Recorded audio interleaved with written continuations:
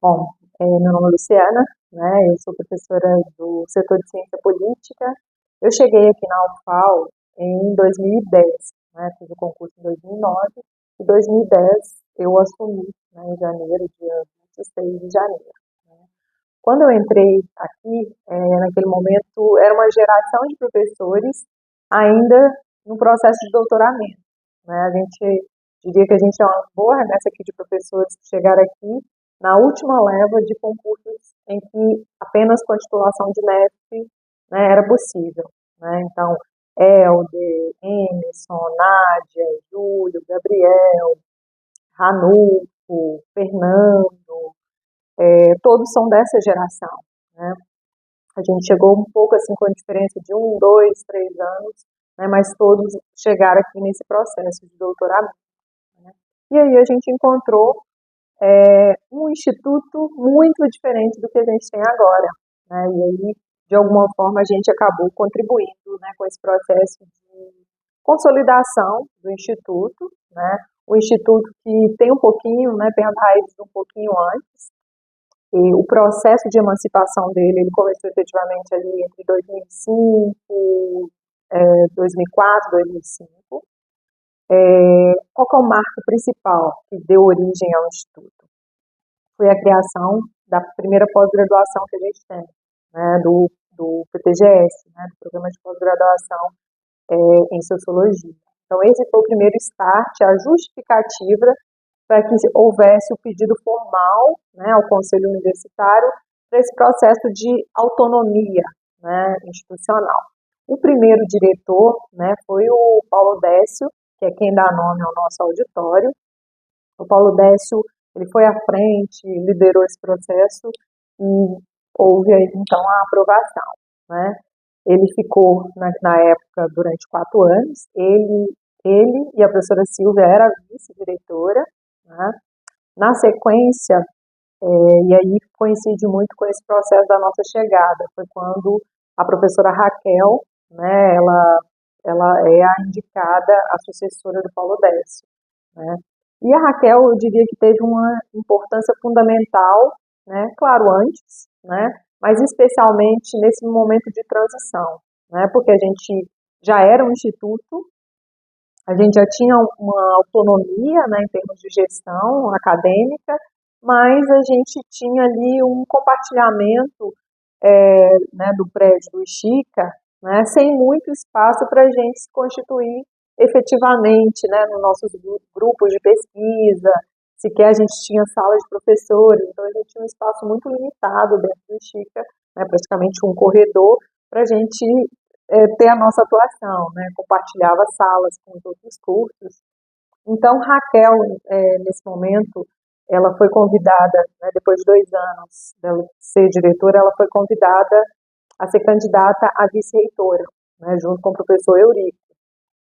E a chapa foi eleita, e nesse processo dela se tornar vice-diretora, a gente tem uma transição interna. O professor Evaldo, que era o seu vice, né, hoje o professor Evaldo é professor do campus de Santana, né, do Tanima, mas ele assume, né, no lugar dela a direção e leva o Emerson como vice, né? Então a gente tem uma dança das cadeiras nesse momento. Raquel vai ser vice-reitora, Evaldo assume, né, complementa ali o mandato de 4 anos, junto com o Emerson, né? Aí a Raquel, quando ela se torna vice-reitora, um dos principais objetivos que ela tinha foi justamente conseguir, né, ter um prédio para o Instituto, né? E aí é bom a gente explicar também por que o ICS não ganhou esse prédio antes, nesse processo de autonomia assim, universitária.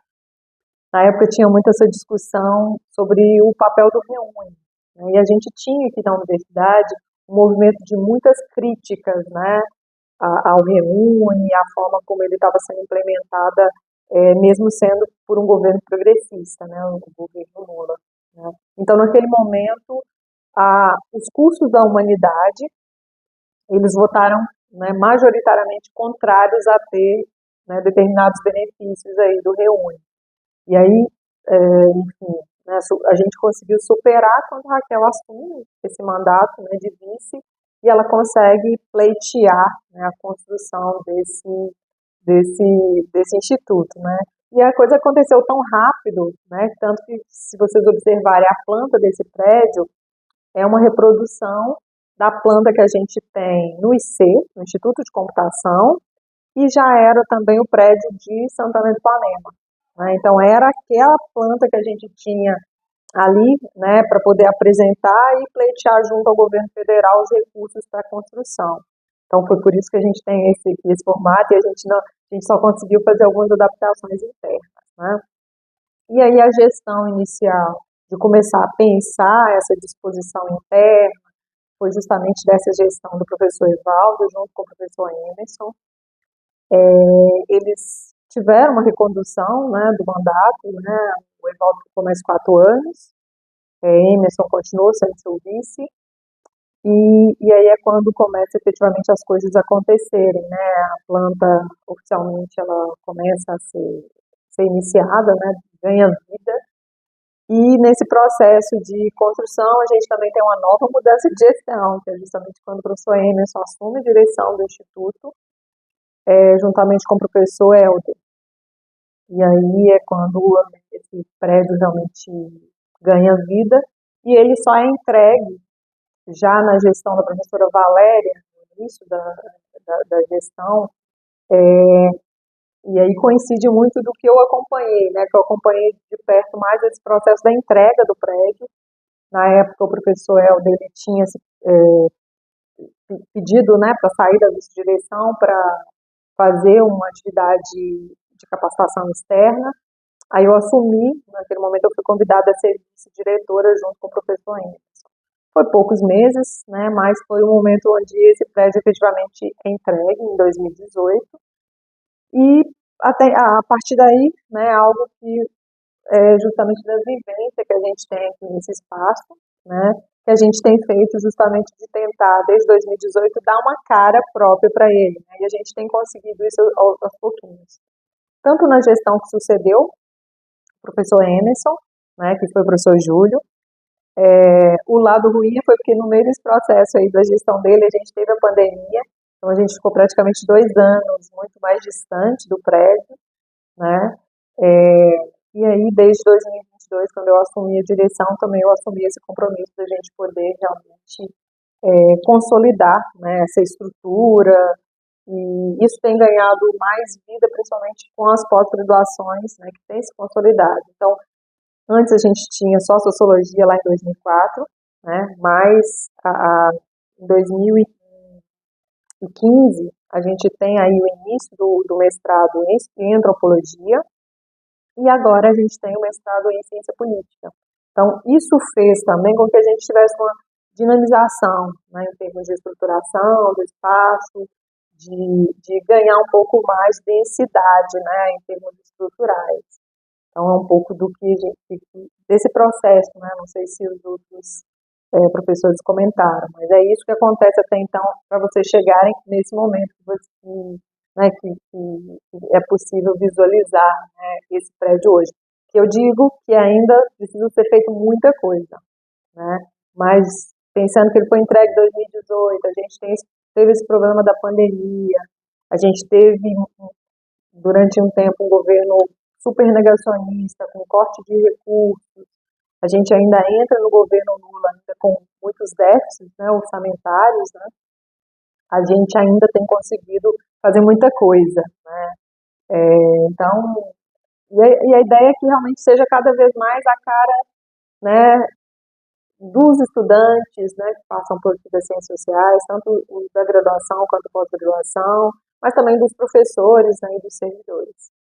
Para mim tem vários simbolismos em relação talvez a constituição da ciência política aqui. Eu acho que tem um pouco dessa história aqui, né?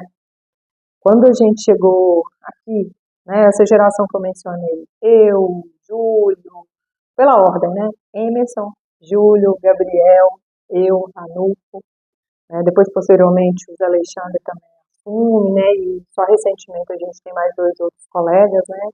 Mas esse grupo inicial, né, que eu mencionei, eles foram muito importantes, porque quando a gente chegou aqui, a ciência política só contava com uma professora, né, que era a professora Evelina, né? para dar conta de toda a demanda acadêmica, né, pedagógica da ciência política, né? Então foi também um momento que a gente conseguiu se encontrar e com a capacidade de poder contribuir, né? Então, primeiro, acho que a gente teve uma grande contribuição de constituir efetivamente o setor de ciência política, né, de forma bastante coletiva, contribuindo com o processo de mudança curricular. A primeira delas que a gente participou efetivamente foi em 2013. Né? Antes disso, a última revisão tinha sido feita em 2006. Né? Então, a gente contribuiu com esse processo, a gente deu vida e formato para as disciplinas que hoje a gente tem na graduação. E já nesse momento, né, mesmo a gente chegando aqui nesse processo de doutoramento, rapidamente a gente se doutorou, a gente tinha uma convicção que a gente precisava também consolidar a ciência política enquanto, né, uma área de pesquisa, né, no nível estrito sensu, né.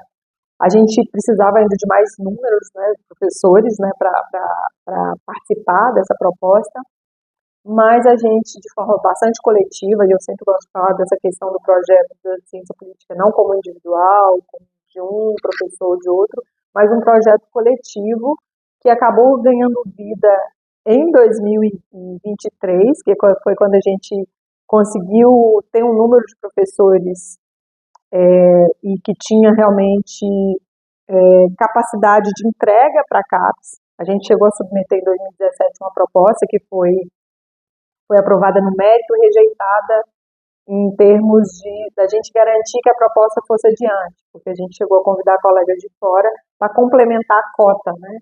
E aí a CAPES viu naquele momento ali que ainda não se sentiu segura, né? Então a gente não teve aprovação, mas a gente apresentou em 2023 e houve aí, a gente houve essa alegria de ter o programa aprovado, né?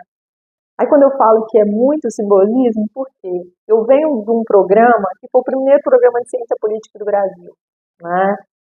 Foi constituído ainda na década lá de 1960, né? Se a gente vai lá na história, vocês vão ver, né? Então, assim, eu acompanhei de perto esses fundadores lá, né? E hoje eu tenho a oportunidade de ser uma das fundadoras, né, da pós-graduação em ciência política aqui, né? E mais, sendo mulher nessa posição, eu acho que é algo também, assim, muito importante, né? Porque a ciência política sempre foi uma disciplina muito masculina, muito elitizada, né? E que hoje ainda não digo que isso mudou muito, mas fazer a diferença, ter um programa, por exemplo, que é majoritariamente feminino, são 7 mulheres e apenas 4 homens, né? Faz toda a diferença. E, então, acho que tem muitos simbolismos aí, né? Então, a partir de agora que a gente está realmente começando a entender, primeiro a gente tem uma primeira turma maravilhosa, pessoas egressos nossos, tem alguns mestrandos que vieram de outras áreas, né, do direito, ou que tem uma atuação de experiência em outras instituições, como o TRE, Ministério Público, Secretaria de Estado. Então, eu acho que tem uma questão de aprendizado mútuo também aí, né? A gente ajuda nessa formação, mas a gente também aprende muito nesse processo. E, como eu falei, né, essa questão de gênero, por mais que para muitos não seja relevante, acho que tem um impacto muito grande, assim.